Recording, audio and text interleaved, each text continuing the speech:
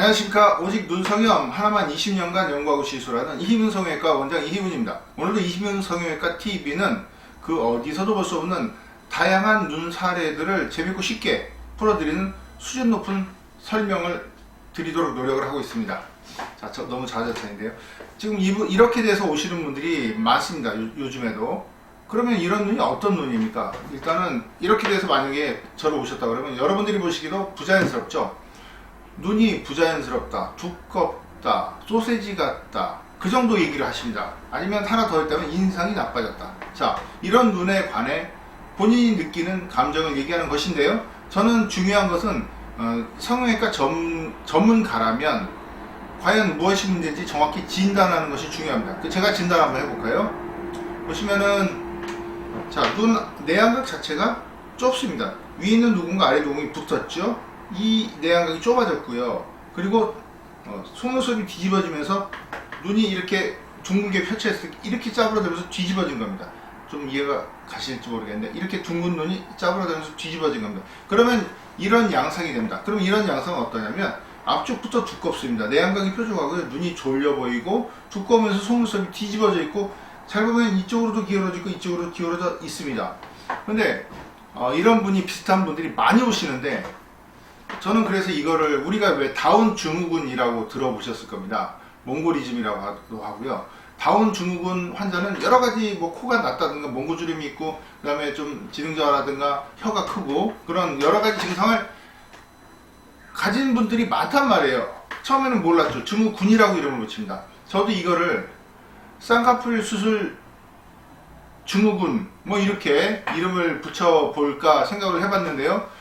글쎄 좀 여의치가 않습니다. 그래서 다운 증후군이라는 거는 여러 가지 증상들이 똑같이 나타나요. 이런 증상들이 있는데 여기도 똑같은 증상이 있네. 아마 처음에 그렇게 발견해서 나중에는 이것이 염색체 결손이 원인이구나 라고 이제 원인이 완전히 밝혀져 있죠.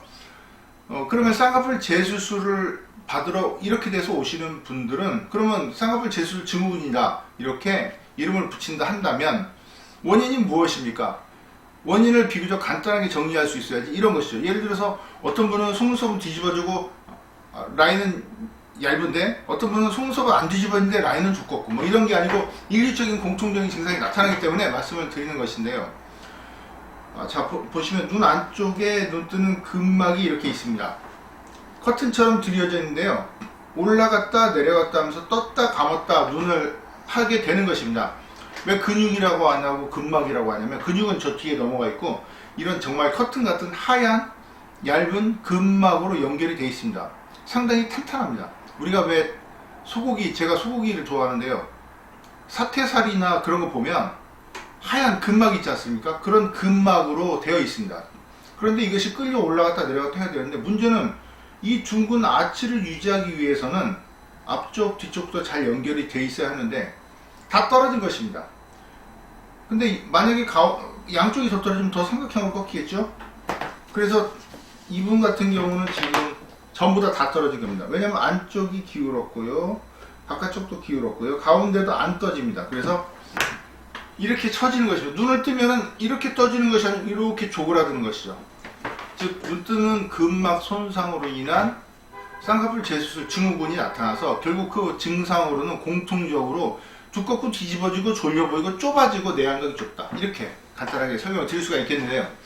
문제는 원인을 정확히 파악하고 수술 기술이 있으면 이렇게 교정이 가능합니다. 보시면 뭐 제가 이렇게 사진 보여드리면 어떤 분들은 별로 안 잘 됐네 뭐 이렇게 댓글 다시거나 아니면 화장해서 훨씬 나 보이네 뭐 이렇게 댓글 다시는 분이 있는데 물론 맞습니다. 제가 무조건 잘 됐다고 말씀드리는 게 아니고 원래 눈은 이런 식으로 좌우가 길고 내안각이 그래도 30도 이상 각도로 출발하고 인폴드에 가깝게 교정을 하면서 둥근 눈이 되어야 정상적인 눈이 되는 것입니다. 자, 이렇게 흔히 쌍꺼풀 수술한 다음에 잘못될 수 있는 걸 제가 증후군이라고 말씀드려봤는데요. 그런 사례를 이렇게 설명드렸습니다. 쉽게 설명드리려고 했는데 좀 어렵게 됐네요. 시청해주셔서 감사합니다.